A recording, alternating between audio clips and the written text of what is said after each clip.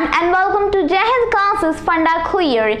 So in this video I'll start the section 2nd of class 11th history. Now as we have already completed the section 1st of class 11th history, that was early societies, in which we discussed about two themes. Now we will start the section 2nd of class 11th history, that is the empires, in which there are three themes. First theme is mainly focused or concerned about the Roman Empire. The second one is about the Islamic Empire from the Arabian region, and the third one is about the nomadic empires, in which we will discuss about the Mongols and mainly Genghis Khan. So in this video I'll explain or discuss about the first theme in this section, or the theme 3rd of class 11th history, that is an empire across 3 continents. So an empire across 3 continents. Now here we are talking about the Roman Empire that was spread across the 3 continents, as it was such a large kind of empire, you could say. Now before talking about the Roman Empire, we must know the background of the Roman Empire as well. Now in the theme 2nd, we had ended our story at Mesopotamia, at the king Gilgamesh, who built a library, and Assyrians had taken over the Mesopotamia. Then what happened that 4th century of BC, before the Christ, there was a Macedonian military ruler that came up, who was Alexander, the great Alexander. We also know him by this common name. Now Alexander was conquering more and more parts of the world. He had conquered North Africa, Middle East, and Europe as well, and had even reached to Bias River. Now from Bias River, Bias, you might know that, is a tributary of Indus River in India. Now he had reached till Bias River, from where his soldiers or troops were not moving further anymore. Well, there might be some consequences, that's what we'll not discuss in this chapter, but it forms a background. Well, they did not proceed further and had to retreat. Alexander had to retreat. However, on the way he died. Now after his death, all the parts that he had conquered were now disintegrating, because now their leader has died, and even the Greeks were now ruling themselves.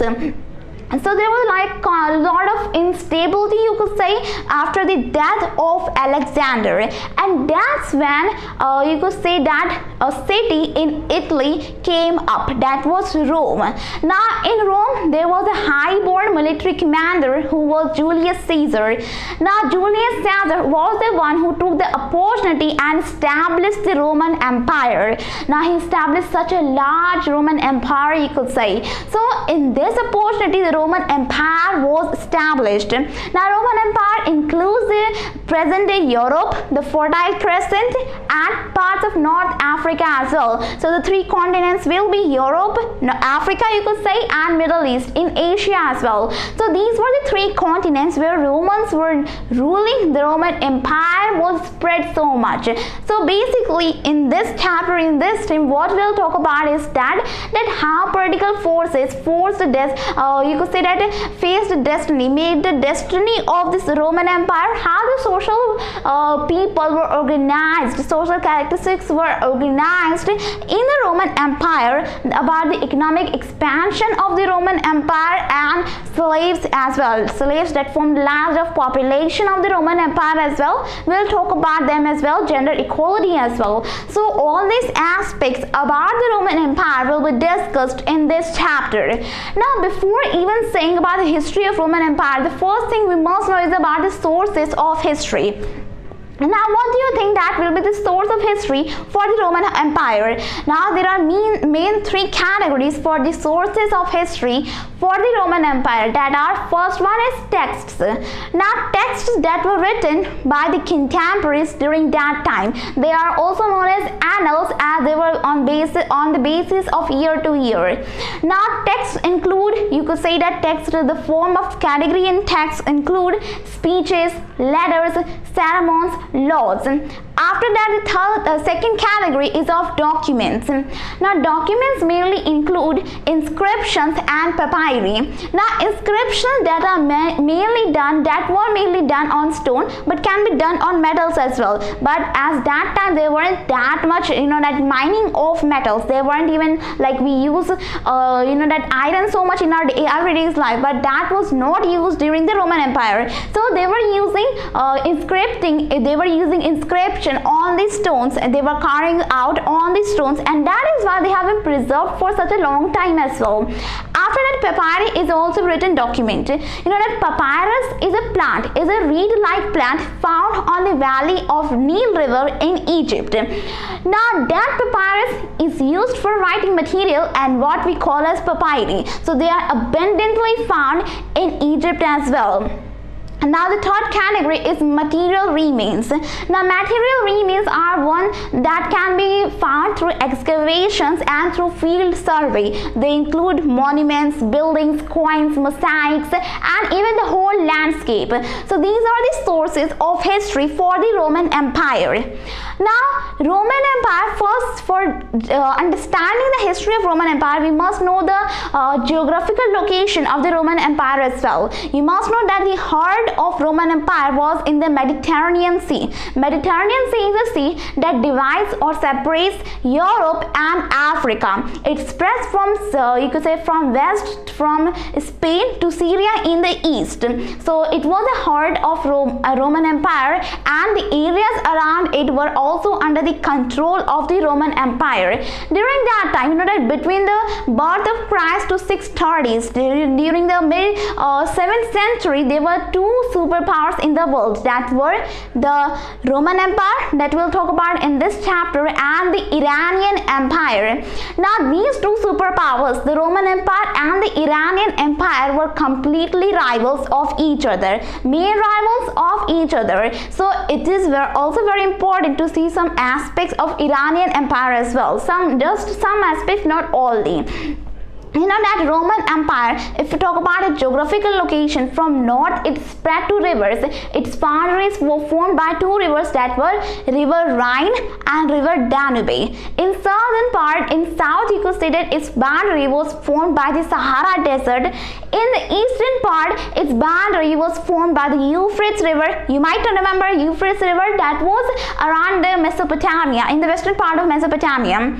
And in the western boundary of the Roman Empire was formed by the Atlantic Ocean. So north, River Rhine and River Danube; in south, Sahara Desert; in east, Euphrates; and in the western part, Atlantic Ocean. It spreads so much, you can't even imagine that much of an empire. And when we're talking about Iranian Empire, it was ruling south of the Caspian Sea and even the parts of Afghanistan. So it was also a very big empire. It was also not so much, you could say, that small empire. So you could say that Roman Empire was also so much powerful. Main rival was the Iranian Empire. Now we shall talk about the history of Roman Empire as well, with the first topic, that is the early empire.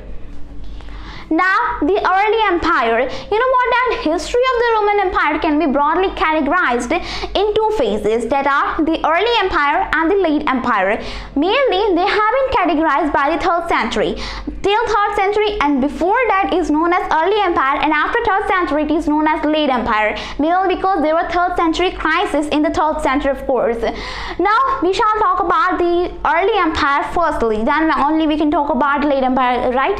So the early empire, you could say that in early empire, firstly the main difference between these two superpowers, between the Roman Empire and the Iranian Empire, was of diversity. That in Iran there were many dynasties that came up and went down, that was Sasanians, Parthians, many dynasties came up, but the benefit that they got was that they were ruling over a population that was formed of Iranians. That was not the case in the Roman Empire. In Roman Empire there was so much diversity of customs, tradition, language that people spoke, even the costume that they wore. So you could say that there was so much diversity, cultural diversity in the Roman Empire. That is why you could say it was different from the Iranian Empire. You must know that the two official languages of the Roman Empire were Latin and Greek.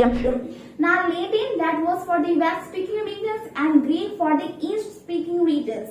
So there were two most official, that Latin that was spoken by the upper class of Western region, and the Greek language that is spoken by the upper class of Eastern region. So you could say that there was so much diversity in the Roman Empire. These two were the official languages, but beside them, there were so many other languages as well. So we can't just talk about them, like there were so many languages. The most important were the Latin and the Greek. So there was so much diversity in the Roman Empire. Now the Roman Empire, the first king you could say was the King Augustus. King Augustus was the adoptive son of Julius Caesar. Earlier his name was Octavian, later he changed into Augustus.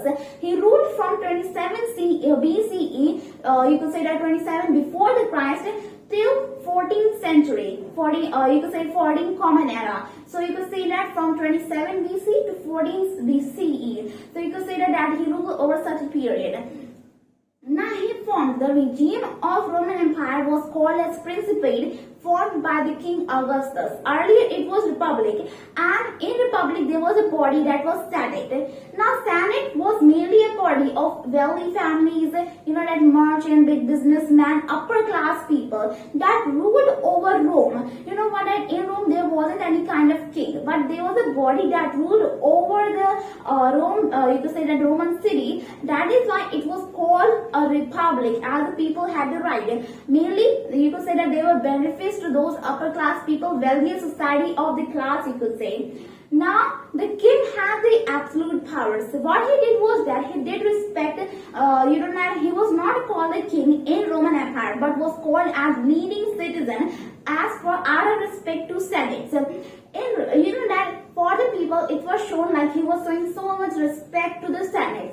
But in reality he was now imposing some restrictions on them, as he had declared himself as one and only king. But as Senate was so popular among the people, he had to maintain his dignity as well. That is why he was respecting Senates as well. But now there were not just Senate in the political era of the Roman Empire. There were other people like the king as well. Now the third aspect is of the army. Army, like that was so important for any of the countries. Unlike Iran that was of conscripted army, the Roman Empire had a professionally paid army. That conscripted means here that forcibly recruited. What happened that during that time, that whenever there was a time of war, all the kings would recruit the soldiers forcibly. Even if they don't want, they would still recruit them. But the Roman Empire's army was not conscripted. They were professionally paid army. That is very good of the point itself. What then? Earlier in the most of the every country, what happened that they didn't have army. They would only have some soldiers for that security purpose. But at the time of war, they would need soldiers and now recruit soldiers. That is why the Roman Empire was different. It had an army of around 6 lakh people. So you could say that. And also there was another aspect as well, that they had signed a contract of minimum service of 25 years. So if a person wants to choose army as his profession, then he will have to give his minimum of 25 years service to that profession. So you could say that is very good kind of like modern thinking in that era as well.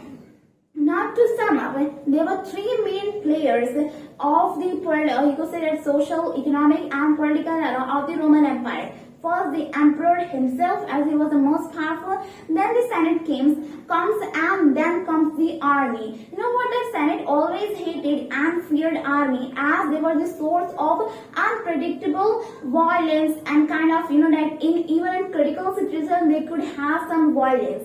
When army was divided itself, it would lead to a civil war. Like for example, if general is saying this, a soldier is saying this, and another soldier group is saying this. So there will be conflicts among the army, and then it will lead to a civil war as well. And army had the power that it could even overthrow an emperor. That it could overthrow an emperor as well, as if as the army didn't like the emperor. So you could say that army was the source of all of it.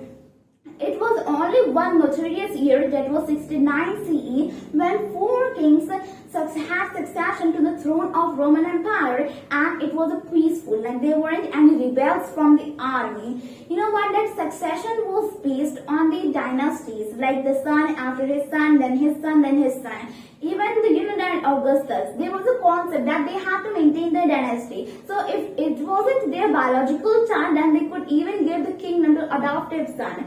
That is why after Augustus came Tiberius. He was the adoptive son of Augustus, and even Augustus himself was the adoptive son of Julius Caesar. So it was said that earlier it was not that they only wanted biological child, they just had to maintain their dynasty, and that is why succession was made on the son of the emperors. So that was kind of situation in the Roman Empire, in the early Roman Empire.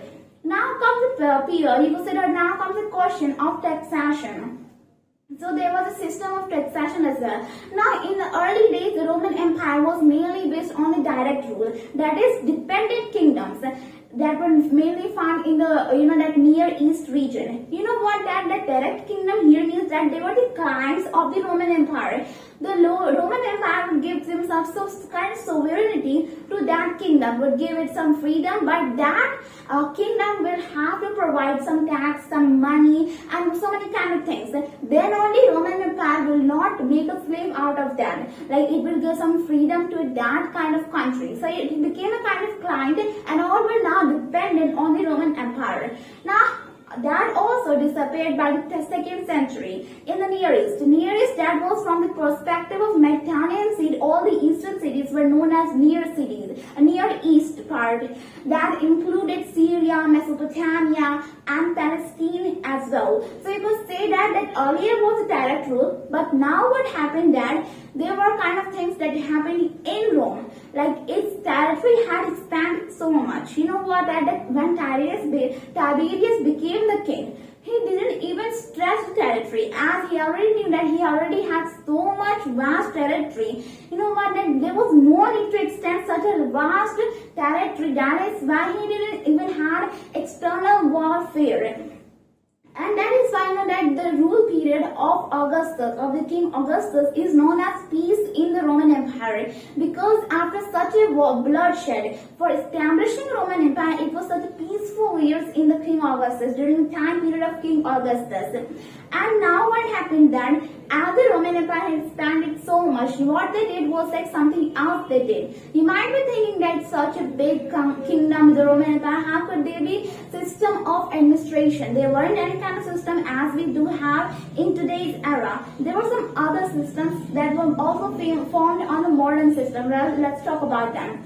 What happened that there were some urban centers in the Roman Empire that were, Alexandria, Antioch.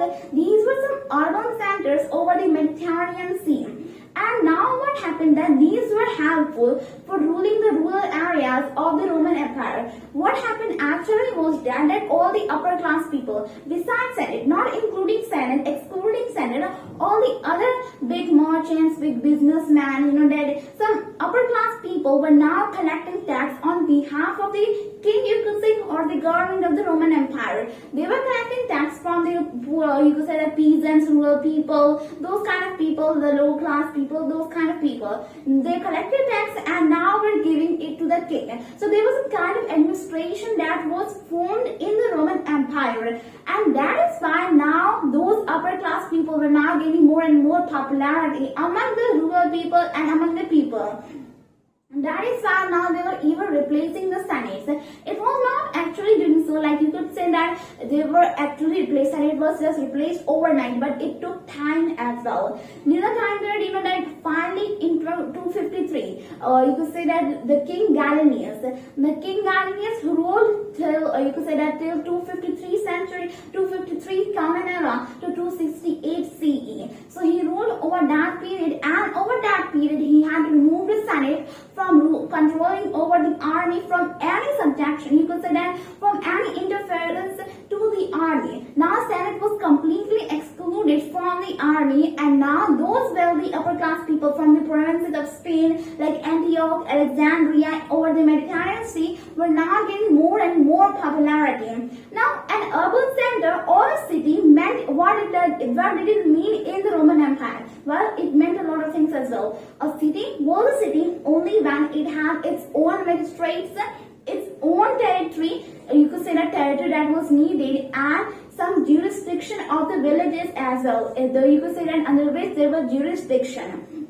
So you could say that a city was city only when it fulfilled these criteria. It should have its own magistrates, territory under which there was so much jurisdiction as well, villages for which there was jurisdiction. So you could say that is how formed a city.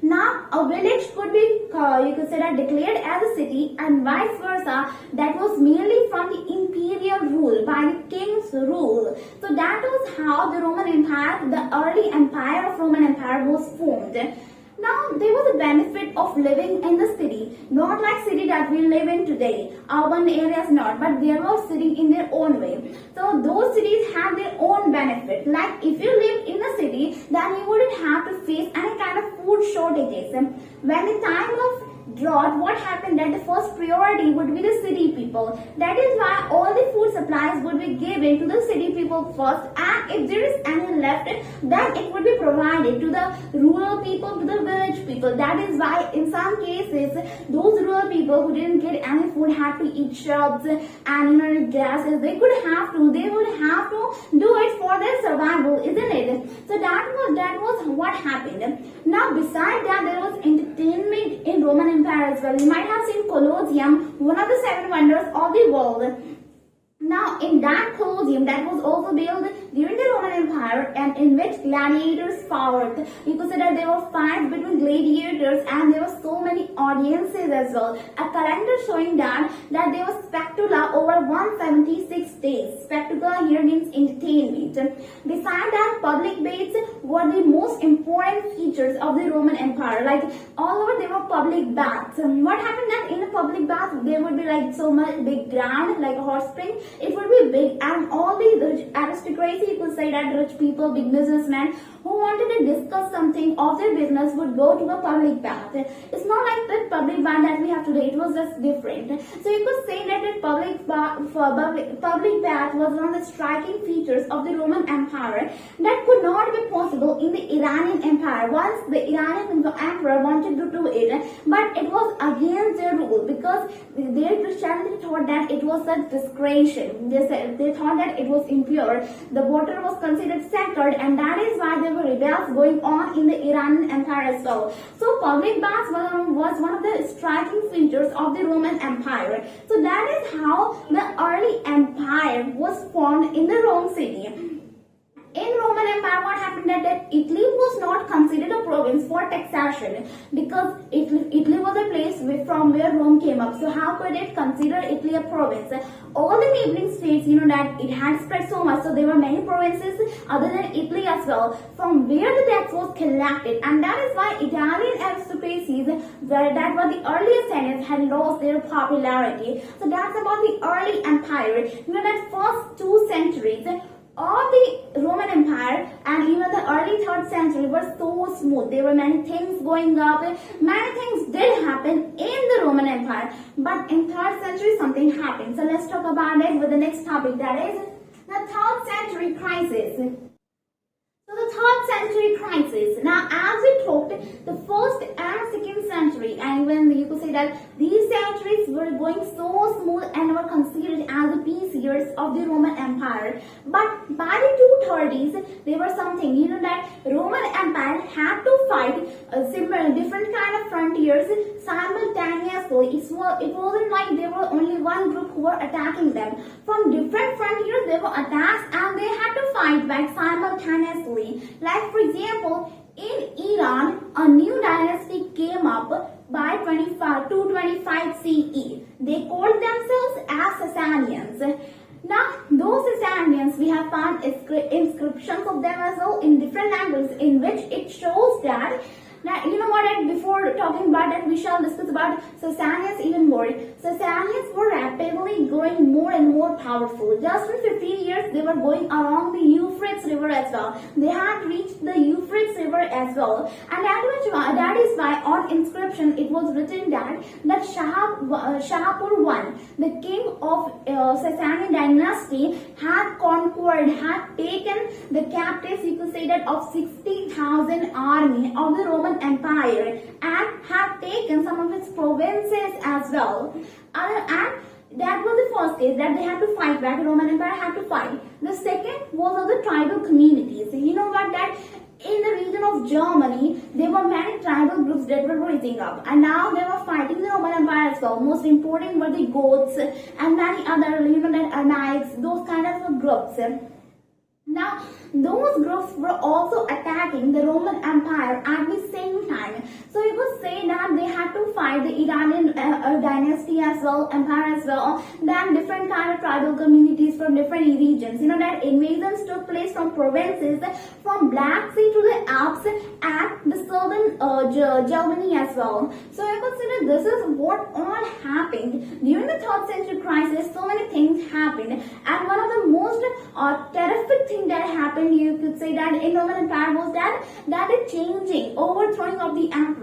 In just you could say that in just 47 years, 25 emperors were changed. So on an average, a single ruler didn't have a chance to rule over the Roman Empire even for 2 years. So that, you could say that there was so much political instability in the Roman Empire during the 3rd century. And again, the kings were again constantly against the field by what the Romans called barbarians. So they were constantly against the barbarians, the invaders, you could say. So that is what we call as a 3rd century crisis. After this, we will have a look at late empire as well. So that is what happened in the early empire. After that, we have got the next topic, that is gender literacy culture. So gender literacy and culture. You know what, that we have talked about till 3rd century, but in that era, let's talk about some different aspects as well. Beyond the events, there are many other things, like the growth of the economic growth of the Roman Empire also matters, diversity also matters. So let's talk about the gender equality, you could say the culture and languages as well. Now, when talking about gender, what happened? What do you think that? You know what, in Roman Empire, legally, there were more provisions for them than what women have in today's era in so many countries. And what happened that in the late Republic, that is 4th century BCE, women had the right to marry. You know that marriage was formed, and after the marriage, women were not provided, were not subjected to the husband's authority. So you could say that only wives were not subjected to the husband's authority. Besides, she was also a natal heir of, you could say the natal heir of her father's property. So even after his father's death, even after her father's death, that woman or that wife had the legal rights, right to property, that she could own the property after her father's death. So she was a natal heir of the property of her father. She was not subjected to the authority of her husband, and you know that the dowry was given to the husband, but that didn't mean that women didn't have the power. And besides that, divorce was also made legally. Now, for a divorce between a husband and a wife, what had to be happen was that either the wife or the husband had to give an intent for dissolving the marriage, and then it will be called off as a divorce. So it was said that is what happened. Like, there was gender equality, wasn't there? The women were given legally some rights, like right to property, not to be subjected to husband's authority. But what happened that there were, on the other hand, there were some other realities as well. all the men had were marrying, you could say that, married women in their late 20s or the early 30s. On the other hand, women had to marry in the late teens or the early 20s.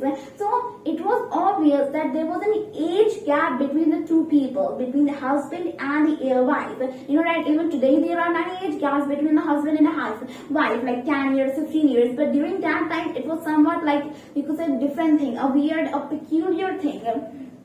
Besides that, in reality, all the women were dominated by their husbands. What happened at Saint Augustine, one of the most important image or figure, you could say that, in the Catholic Church. So, you know that Saint Augustine, who is very popular in the North Africa. So you could say that he had said that his mother was also beaten by his father in the houses, and in the town, in the small town where they used to live, there were many other women with bruises to show as well. So there were many other women who had bruises and were showing their wounds beaten by their husbands. So you could say that in reality there were many domination of the husband to their wives as well. So that was the perspective of gender. What about literacy? Do you really think that there will be casual literacy equal to all the places of the Roman Empire? Obviously not.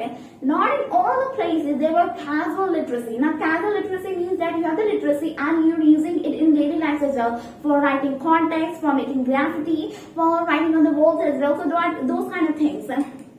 Now, the casual literacy of a region, that is Pompeii, that was you could say that washed away. That was, you could say that by volcanic eruption in 79 CE. It was completely disappeared. It was completely destructed by that volcanic eruption in 79 CE. So in Pompeii region, before that, we have found many documents, you could say, many things that on basis of which we can say that the casual literacy was so high in Pompeii region. While we have found many wall paintings, many wall writings, advertisements, and graffiti as well. So there was so much casual literacy in the Pompeii region. Whereas on the other hand, in Egypt, you might know that there are so many papyrus found in Egypt. The casual literacy was very, very, very low. Like all the contracts, many papyrus have been found in that region. All those contract letters were written by the professional scribes, which were also saying that a person X or Y didn't have the literacy rate, wasn't literate, was illiterate, you could say. So literacy rate, the casual literacy rate varied from one region to other region. Besides, there was another aspect that all the high official people, like the you could say that commanders, generals, the king, emperors, they were literate. They had to be literate because they were in the administrative society. They were administration part of the empire, so they had to be literate. Now comes the culture part. Now, as I already said that Roman Empire was so much diverse. Like they were so much diverse, not just in one aspect.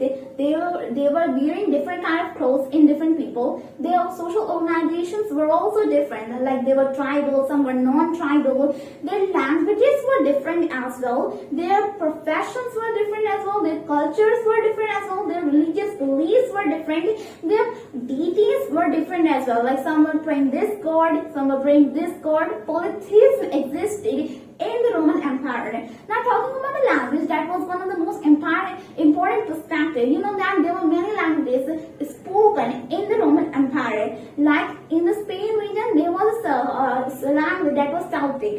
In the Egypt region, there was a language that was Coptic. And in the Near East region, the most important language was the Aramaic. Now Aramaic, that was the most important language in the Near East region.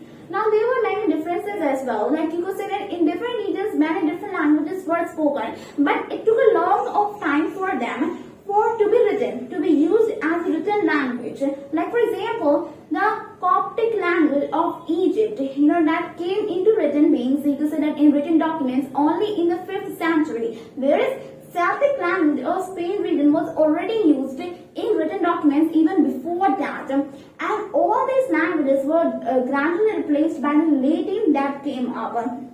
Now, as the Latin language came up in the Roman Empire, it was replacing all the other languages as well. Well, it took a long time for it to do so, but it did replace so many languages as well, and became an official language of the Roman Empire as well. So this is the perspective of gender, literacy, and the culture of the Roman Empire. Now after that comes our next topic, that is economic expansion.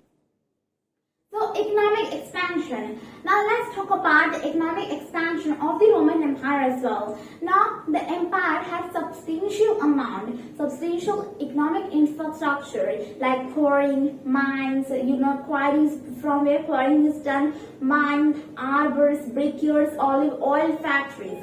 Now there were economic infrastructure weren't they? And that lot of products, mainly wheat, wine and olive oil were traded, and they were mainly from the regions like Spain, Egypt, the Gallic provinces, and to a very lesser extent in Italy as well, where conditions were very good for growing these kind of crops. That wheat is also a crop, wine is produced from some kind of crop, and olive oil you have to grow olive. So these where the condition for growing these crops was good, they were mainly coming from those areas. And the liquids, that liquids like wine or olive oil were transported, were traded in a vessel, in a container or vessel, we could say, that were known as amphorae. Now we have found the fragments of shred of amphorae have been found so many over the Mediterranean Sea. That in a region of Rome, that is Mantua, there have been found 50 million shreds. 50 million, you could say that vessel shreds, like they have been so many shreds, and by joining them, 50 million vessels or amphorae could be made. So that is quite a large amount, isn't it? So you could say that during that time there was so much trade going on as well. Now, when liquids were transported, they were transported in amphorae, and because of those containers, we can also find about the trade conditions. Like we have found shreds of containers. From this container, we will examine the archaeologists. Definitely, archaeologists will examine the clay from which region they were formed. They would examine the clay of all the regions of Roman Empire and would match it to the the container, the amphorae. Then they could say that their origin, the container's origin is this region. And if they have been found over the Mediterranean Sea, then it means that they were quite spread out. Like if they have been found through the banks of Mediterranean Sea to the shores of Mediterranean Sea, that means that those kind of containers were populated, like they were popularly traded by the people, by the merchants, by the that traders. So you could say that is how archaeologists have found these kind of so many things about the origin, how they were traded, what they were used for. Like there were some some traces have been left behind by the olive oil or the wine. Let's take an example as well, like the Spanish olive oil. Now Spanish olive oil that was contained in a container named as 𝓥𝓲𝓫. 𝓥𝓲𝓫 has been named after the archaeologist who has found it.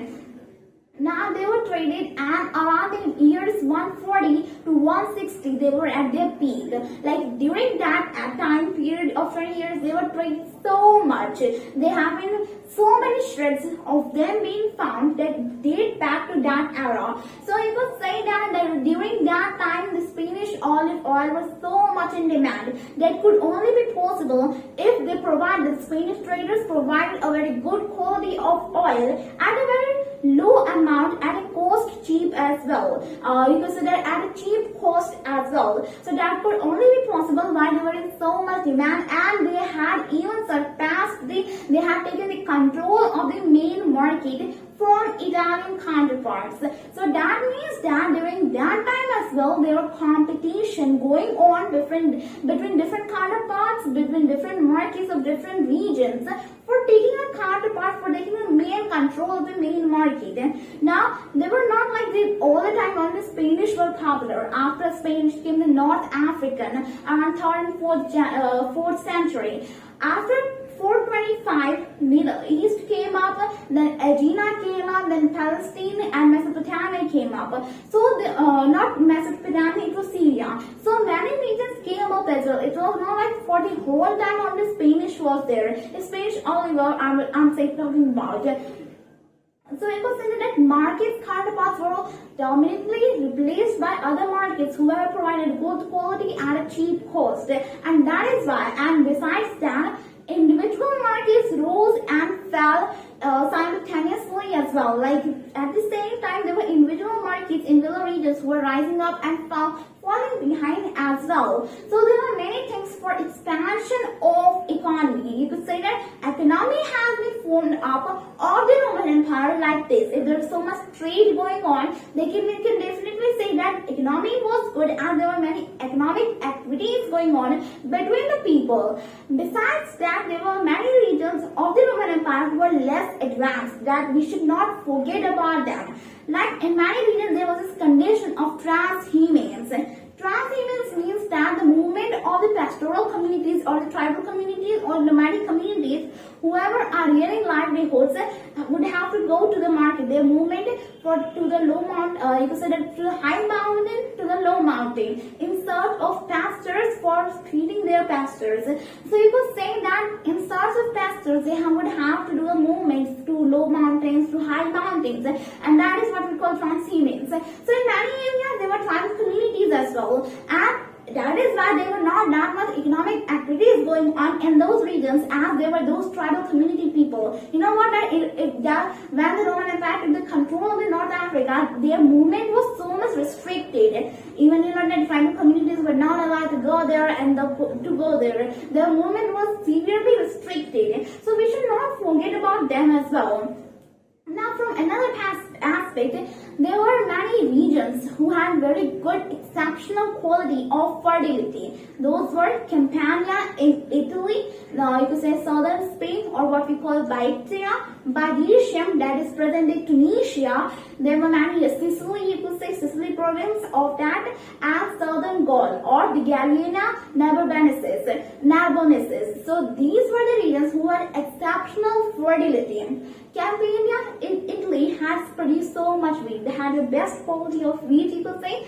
Besides that, regions like that Spanish olive oil that was produced in Spain was mainly from the South Spain region along the river that was you could say that the river that was flowing there was Guadalquivir, from which all the regions behind it, you could say that over it in the southern Spain, were mainly responsible for the production of the olive oil. Like they grew olive, and then from there olive oil was formed. And another Campania in Italy was the most you could say that had the best quality of wheat as well. So you could say that these were the regions where there were exceptional quality of fertility.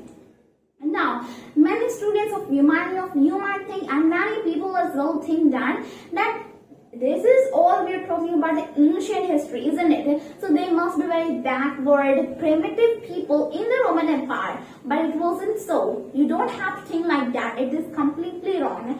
You know what? They had achieved things that we achieved in 19th century, around 1700 years later. Like at that time, they were already using water power, hydraulic power, water mining as well, new methods of water mining, and as well as hydraulic use of power in mining. They were also using those hydraulic use of power in gold mines and silver mines of Spain, and gigantic use in industrial forms. You could say that gigantic industrial forms where these silver and gold mines were worked in.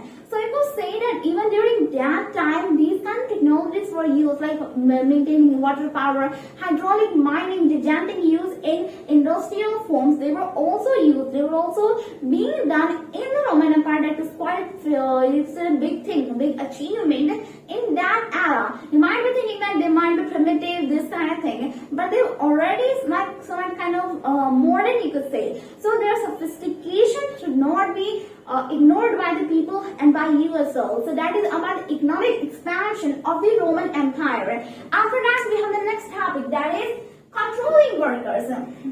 Now, from the economic expansion, you might be thinking that there were so many things going on, weren't there? And one of the main striking features of the Roman Empire was that there were many nuclear families found on it. Adults did not live with their families, and two brothers could not share a common household, and in their families there were slaves counted on as well. We have talked about economic expansion. For that much economic expansion, there was a need of slave labor as well. So let's talk about slave labor as well. Now, slaves were an institution, were a deeply rooted institution in ancient Roman Empire, that in Mediterranean and in Near East, and not even Christianity, where that became the official religion of the Roman Empire in the 4th century, was against it. Like slaves that had been from history had been a deeply rooted institution, and they were coerced in many ways as well. You might know that it is not clear that the bulk of labor was performed by the slaves. In the period of Augustus in Italy, from the population of 7.5 million, there were 3 million alone the slaves. But that does not count for the whole empire. At least one agricultural advisor said to the big landowners that you must not make the slaves work in those conditions where there are need of requirement of too many, like in our west, or somewhere that could harm their health, like causing malaria. That was not sympathy. That was not showing sympathy to them. But for the economic calculation, now suppose that if slaves die, like for feeding slaves, they had to spend so much money. They just saw slaves as a product for, you could say that, making money or for economic calculation. Well, in some cases, it was like that. If the landowners were so much brutal, or the masters were so much brutal towards the slaves, many people did show compassion towards them. And a historian shows the story of 𝓒𝓲𝓫𝓱𝓪. Let's talk about it as well. Now, what happened that as warfares, external warfares were less in the Roman Empire during the peace period in the 1st century, 2nd century, then obviously the supply of slaves would be low, because when there is a war, obviously from the defeated country there would be slaves coming on. But now, as there were any kind of external warfare, then definitely the supply of slaves was now becoming lower and lower. That is why people, masters, what they now were doing was that they were now, we could say that, were now encouraging the slavery breeding. Slavery breeding means that encouraging a female slave to have children with her partner. So you could say that now, as of course their children will also be slaves. So now they wanted more and more slaves. That is why they were now encouraging the slavery breeding. After that, there was a concept of free labor as well. What they did was that on the roads of the region, what happened that the slaves would go on, their masters would also, and would provide with a free labor as well. Another concept was of hired workers as well. Now, hired wage laborers, what was that on a very low wage they had to work. So that was the concept that came up in the 𝓒𝓲𝓫𝓱𝓪. What happened that, unlike the way you could say that paid laborers or the wage workers, the slaves had to be fed, had to be taken care of by the masters. You know that they would have to take the responsibility for them as well, and that is why so much of the money was spent on them as well. That is why they even gave, some of the masters even gave the money to this place for running a business on their behalf or on their own. So you could say that is what happened to the slaves. After that, we have found that we can say that besides that, there was another person who we must talk about. That is 𝓥𝓲𝓫𝓱𝓪. Now, 𝓥𝓲𝓫𝓱𝓪 was from the region of South Spain and was a writer. From profession, he was a writer. Now, he suggested that there must be some kind of supervision for the work of the laborers. That is why he said that no work could be done without any supervision. For this, he wanted to divide the slaves or the laborers into gangs or some small groups. He suggested that there should be a gang of laborers of around 10 laborers, as it would be easy to supervise them. And you could say that they were also formed so many gangs in the factories, in the industry. You can't say the factory exactly as we have today, but yeah, during that time there were also factories. So they were also used for working, like in mining, in many of the olive oil factories, for the working of gold and silver mines, quarrying. There were also need of laborers, were there for harvesting in agricultural sector as well. Now, after that, we have some evidences. That you might know about Pliny the Elder, who has written the famous book that is Natural History. Now he directly condemned this idea mainly because when there were gangs formed up, they had to be chained by the feet as they would work together. So whenever they were working together, their feet were now chained. That was why Pliny the Elder was condemned to this idea. And he even said, he even talked about it, that in the region, in frankincense factories of Alexandria. Now, frankincense is a kind of an aromatic resin found in Europe for making incense sticks, those kind of aromatic things. So, in frankincense factories of Alexandria, what happened that there was not even a need of making gangs, like chaining them. What they did was that they put a seal on their aprons. They had to wear a net or a kind of cap with mesh on their heads with nets going on and mesh, you could say. So you could say that there were many conditions on the slaves as well. So Pliny the Elder also condemned these ideas as they were against the humanity, weren't they? After that, there was another concept that was introduced. That a law of 398 CE says that the slaves have to be branded. You could say that if they are branded, then they can be recognized, and if they want to run or they hide, they can be recognized by the people if they are branded. So you could say that such a terrible thing, horrific thing that happened. After that, Saint Augustine also says that there was another concept of indebtedness. What happened that many landowners or the masters formed some debt trap for those people. What they did was that in the rural areas, in the very poor families, whenever there was a need of money, those people gave them money. Instead, they asked for slave. So there was a kind of indebtedness for those slaves. They had to work in order to get money.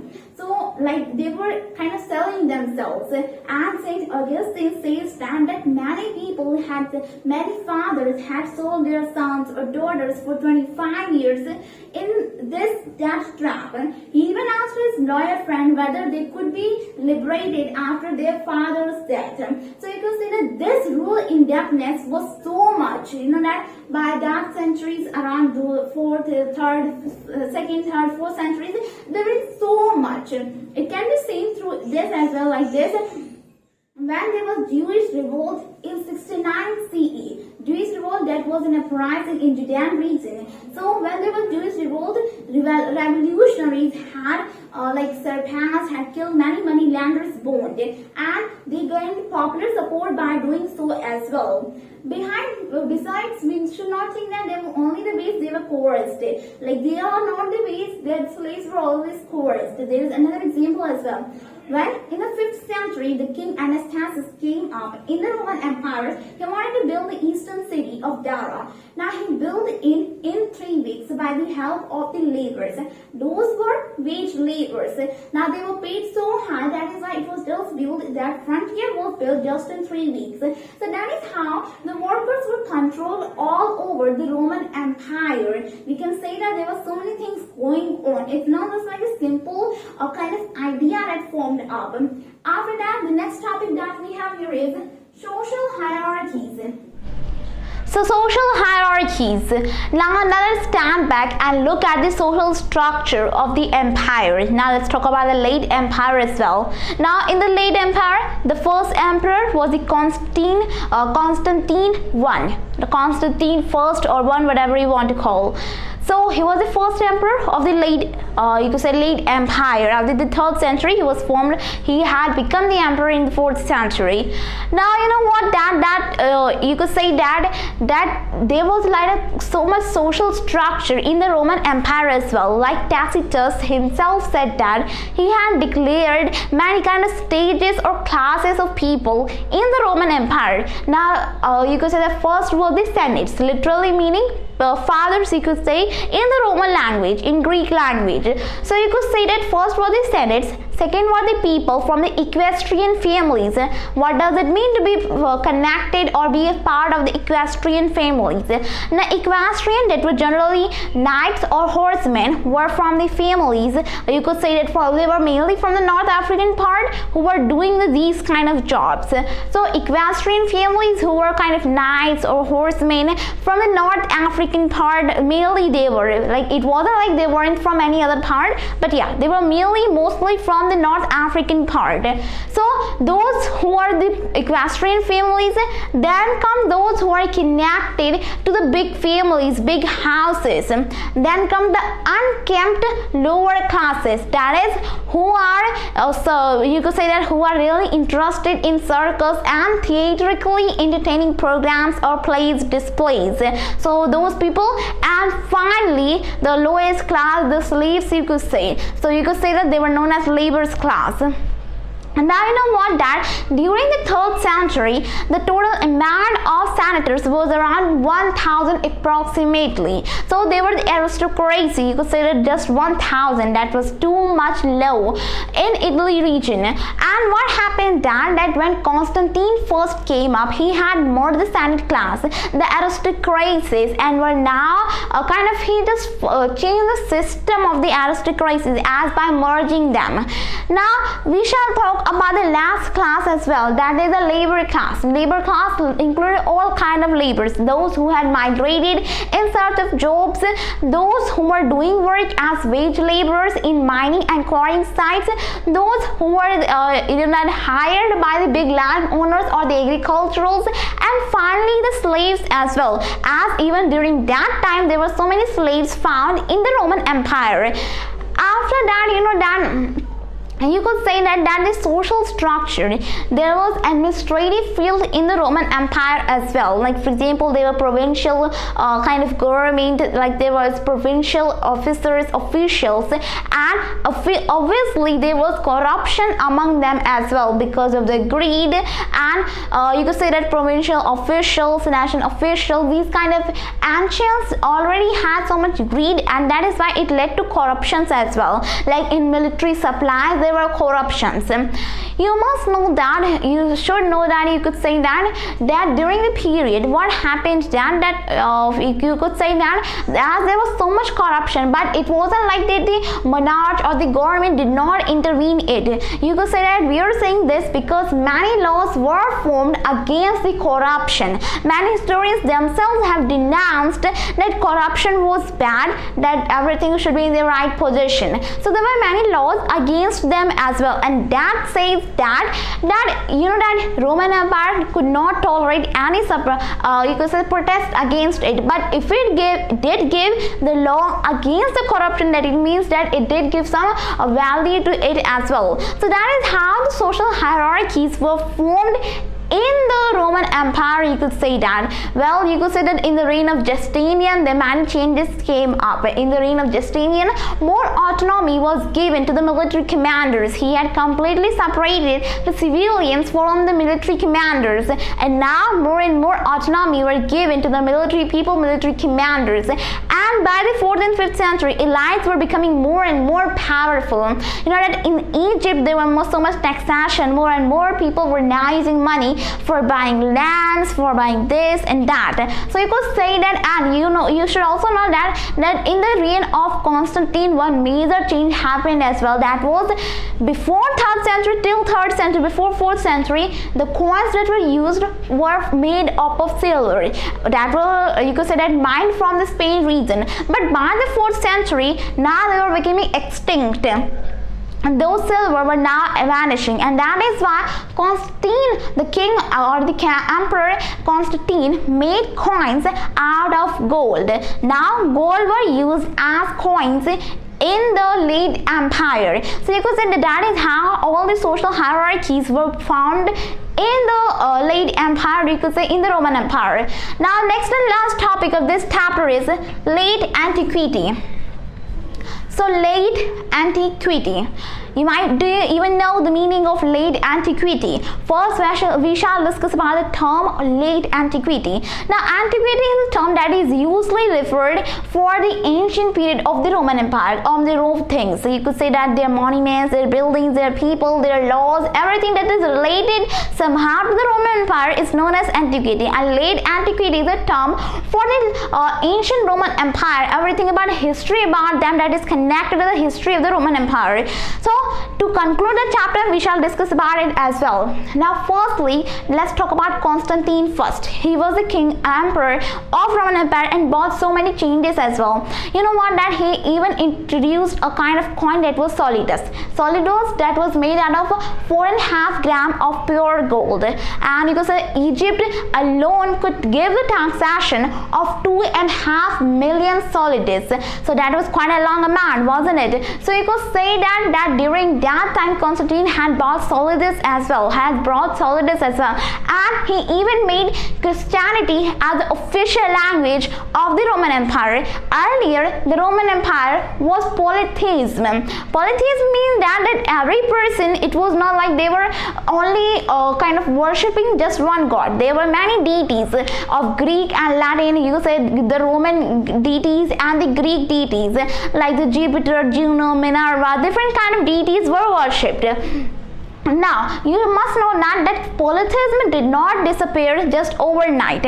After polytheism, there came Judaism as well. Judaism, you might know that Jewish people belong to this religion. Now, Judaism was not also a monolith. Monolith, that is a kind of stone, but here we have used this term as for a single religion, where only one kind of belief is a kind of, you could say that is worshipped, only one kind of God is worshipped. There isn't like so many religions will be followed. So, Judaism was also not a polytheist, but Christianity was. You know that Christian people had waged kind of so much rage and violence against all the practices and beliefs that the Christian laity did. You could say that Christian laity were those who were against the Christianity, like they were forced to be in Christianity. So Christian people had so much rage against them, against the belief and practices of other religions that should not be there, should there be. After that, you could say that during that time, during the 4th century, 5th century, there were many developments. The Near East and the Mediterranean region had so much density populated, like so much settlements, that it could not be reached even in the late 20th century. So during that time, there were so many developments that did happen. That was also in the eastern part, you must remember, not in the western part. What happened in the western part was just on contrast. The western parts were now being invaded by the people, mainly by the German tribes. What happened that Lombard time, you could say the Lombard tribe, German other tribes as well, like most important were the Goths, Lombards, Vandals, Visigoths of Spain. So there were many tribes who were taking the western part of the Roman Empire. And you know that in the reign of Justinian, due to over-expansion, he thought that there was so much over-expansion, how could he even administer such a big territory? That is why all those reigns that were of very low strategic value, that didn't have economic value, were now, you could say, that left out. They were now not a part of Roman Empire. And Justinian, the king Justinian, you could say that he ruled from 280 to 280 to 304 CE. Now he ruled over that period and had brought so many changes as well, like he fortified the provinces, had made another boundary kind of strategic point, and he even had left out those points who were of very low economic value or strategic point. He even spread out the civilians from the military commanders, from the military you could say matters. Most of the changes were followed by the Constantine emperor, and he even added some more changes to them. So that is how all of things formed in the Roman Empire. You must know that in the western part, many tribal communities came up and took the regions, and it took a long for the Roman Empire to take those regions back. You know that you could say that new capital of the Roman Empire, the second and new capital of the Roman Empire was formed. That was Constantinople. Now Constantinople, that is at present time it is at the site of Istanbul in Turkey, that was earlier known as Byzantium in the Roman Empire. So this was formed by the you could say that even from the name you can suggest by whom he was formed. Now this Constantinople as a capital was formed by the king Constantine. So you could say that he had formed a new capital, and this capital was also invaded by the Iranians, the Sassanians. So you could say that by the Sassanians it was invaded by 620s, and by 640s it was even taken back by the rulers of Roman Empire, but it was already too late. And when they got back Italy and most of the other regions, you know that Italy, when they got back Italy, it was already so devastated. By 533s or 580s they had taken Italy back from the Iranians, but it was already too late. It was already so devastated that you could say paved the way for the rising of Lombards tribe in that region. So you could say that is how everything happened. And again there was rivalry between the Roman Empire and the Iranians, and then came the you could say that the third party, that is Arabic Empire or the Islamic Empire, you could say, from the Arabian region. They came up. That was the, you know, that Islamic revolution, Islamic invasion is known as the biggest political revolution ever in the ancient history. That is biggest political revolution. After 10 years of the Prophet Muhammad's death, there were so many already invasions, you could say that, by the Islamic Empire from the Arabian region. So besides Roman Empire, besides Iranians, then third party came up and took all the regions. Now you could say that Arabia, the Islamic Empire, had spread so much in the vast territory as well. So that is what we will discuss in the theme 4 of this book as well. So that's all we have got to discuss in this chapter. Now in this chapter we talked just the history of the Roman Empire. Firstly, we talked about the geography of the Roman Empire, about Alexander, about Julius Caesar, about Augustus, Tiberius, Constantine, and many other things. And then we talked about the early empire, how the things were formed, the senates we talked about, the emperors we talked about. We also discussed about the 3rd century crisis, about the gender, the literacy, casual literacy you could say, and the culture of Roman Empire as well. We also saw that there were many languages that were spoken in the Roman Empire. The late empire we did talk about, late antiquity we talked about, and you could say that controlling workers, the slavery we also talked about. And most importantly, social hierarchies also was talked and discussed in this chapter. So that's all we have got in this chapter. I've covered all the topics and subtopics, and the next themes of this book will be covered in the further upcoming videos. So stay tuned for the upcoming videos. Thank you very much.